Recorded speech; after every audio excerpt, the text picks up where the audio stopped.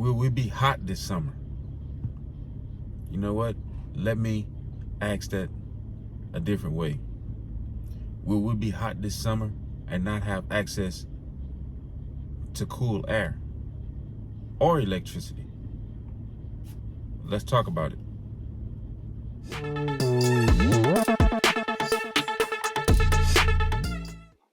So I don't know how many of you have actually seen the articles recently about the power grids, the U.S. power grids, and also the Texas power grid.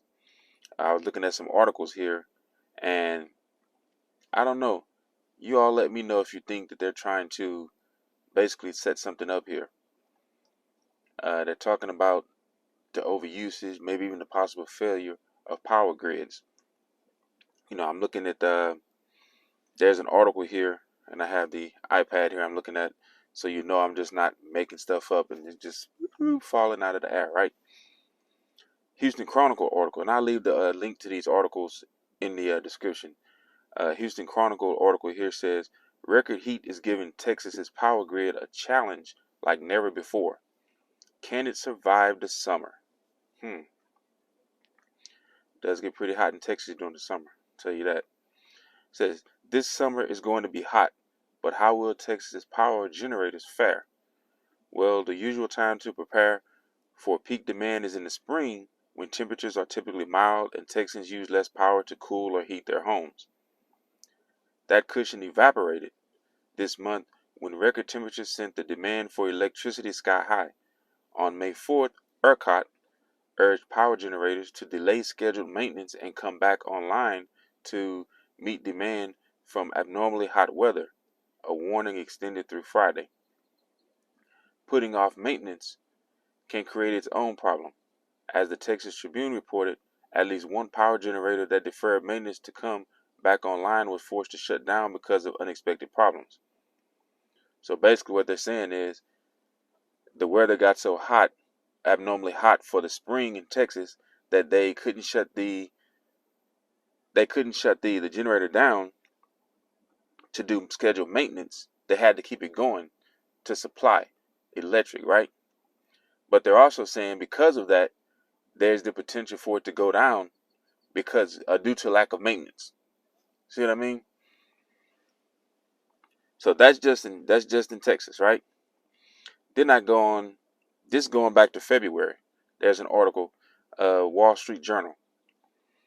America's power grid is increasingly unreliable. The U.S. electrical system is becoming less dependable. The problem is likely to get worse before it gets better.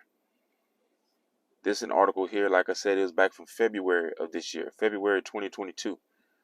So this was a few months ago. Then I look at Vice.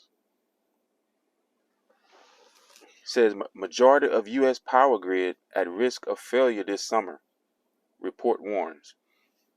So they're already setting it up, I believe, in my opinion, to where if something happens, they're going to blame the people, whether you're in Texas or Midwest or wherever, they're going to blame the people basically for their overusage of electricity. That's basically what they're going to that's what they're going to try to do. Now you would think that there'll be systems in place to where they would know this. I mean, supposedly they're able to predict the weather. I don't know how far in advance, but supposedly they are. I mean, they can predict other big things that has an effect on people. If you can kind of read between the lines here, they seem to be able to predict that. They seem to be able to predict which particular city or part of the country is going to get hit next with certain, how could I say it, with certain superfluids, I guess you can say.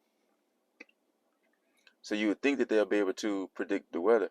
There were people predicting 5 years ago, 8 years ago, that the next big thing, quote unquote, certain nerdy billionaires were predicting that, and certain commanders in chief were predicting that, like, I don't know, 6, 7 years ago. But they can't predict the weather, right? But this article goes on to say that the Midwest is at quote unquote high risk of energy emergencies, and Texas and the West could see outages and shortfalls amid high heat and drought. The U.S. West and Midwest could be facing a grid failure this summer, according to a summer reliability assessment by the North American Electric Reliability Corporation. In its seasonal reliability assessment for the summer of 2022, the nonprofit corporation, which sets regulatory standards for U.S. grid operators, warned that the Mid-Continent Independent System Operator, MISO, is at, quote, high risk of its energy reserves falling short of its normal energy needs. MISO, or MISO, whatever it's called, provides energy transmission for the Midwest, Arkansas, Mississippi, and Louisiana. Texas and the western U.S., meanwhile, are at quote-unquote elevated risk of seeing grid shortages should its power needs peak beyond normal volumes, according to the report. So they're already kind of preparing us mentally that there could be a grid outage.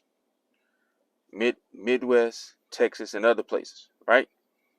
So what does this mean?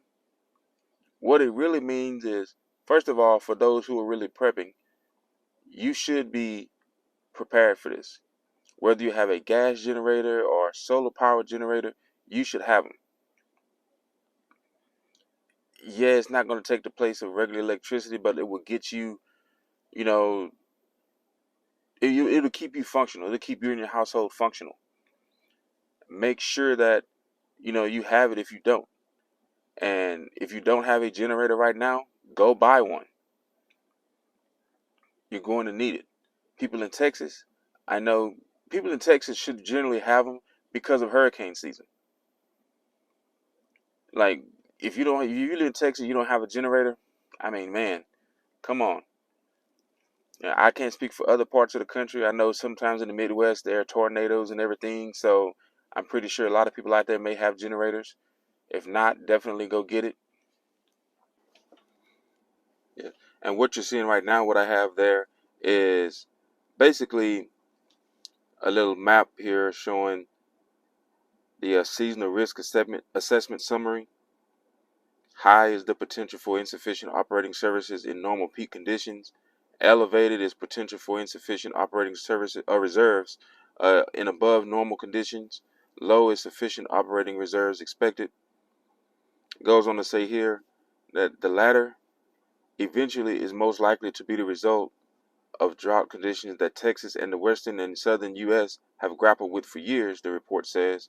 As for the West, hydropower generators rely on dwindling water reserves, without which the region must instead import electricity to meet demand on hot evenings. Quote, in the event of a wide area extreme heat event, all U.S. assessment areas in the western interconnection are at high risk of energy emergencies, unquote, the report says, definitely leading to quote-unquote forced outages. In Texas and the South, extreme heat conditions to increase peak demand, forcing outages and other emergency procedures for load shedding or cutting supply to reduce strain on the grid.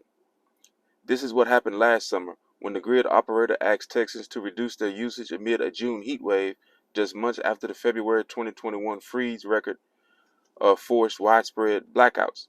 In hot conditions, grid shortages introduce a number of heat-related health risks to vulnerable communities beyond the day-to-day discomfort of being asked to raise one's thermostat to 78 degrees Fahrenheit, as Texans were asked to do. Yeah, Texans were asked recently to, set your thermostats to 78 degrees. Now, although 78 degrees is not as bad as, obviously 90 to 100 degrees, but when you're in Texas with the heat and humidity in the summer, and I'm pretty sure this is the case in other areas of the country too, where it gets extremely hot during the summer months. 78 degrees is not that cool. It's not that cool at all. So you're asking people to set their thermostat to 78 degrees. Most people aren't going to do that because it doesn't cool the house off enough in midsummer heat, which means what? As they said here, they're going to have to basically they're going to be what they'll call rolling blackouts. So you may want to expect that. Not saying that it will happen. I'm just saying don't be surprised if it does happen. You know, they reference back, to February of the 2021 freeze, where they had rolling blackouts in Texas. One neighborhood will have electricity, then it'll shut off. Another neighborhood will have electricity, then it'll shut off. And a third neighborhood will have electricity, and it'll shut off. It's rolling blackouts. It's rotating, right? And it could be dangerous during the summer because you do have elderly, who can't take all the heat. Honestly, there's certain young people that can't take heat like that, depending on the medical condition. So all I'm saying is look out for this just in case it happens. Prepare yourself physically and mentally. And I would say this: if you're that person that spends every day, all day, sitting in the AC, you may want to go outside and get your body and your mind acclimated to a little bit of heat. Like you really should get it acclimated to a little bit of heat, because it'll be less, it'll be easier for the body to handle in the case, of a rolling blackout. There's no electricity and it's hot. I think the people who will suffer the most are like I said, the elderly, or those with certain medical conditions, or those who are used to just sitting in the AC all day, every day. Those are the people who will suffer the most. So prepare yourselves. We all need to prepare, and I'm including myself in that too.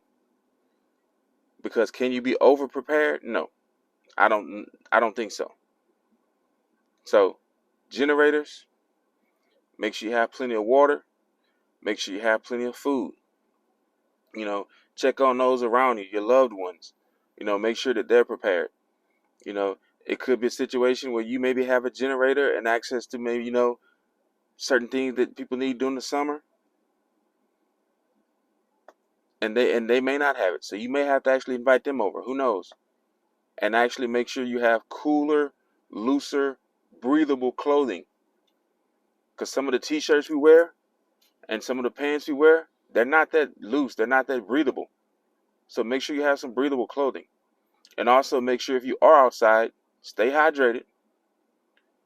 And also make sure you have a hat, like a big hat that can keep the shade on you. Don't play around with this. Because regardless if it's, if it's a quote unquote plan or whatever, you got to still be prepared, right? Anyways, let me know what you all think. Are you prepared for a possible blackout or rolling blackout? Do you have the basic necessities to, let's say, survive a week without electricity?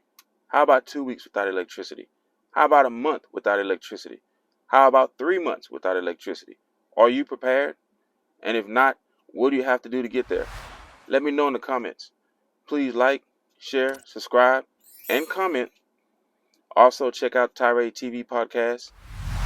I leave the link in the description. And as always, get ready, stay ready. God bless.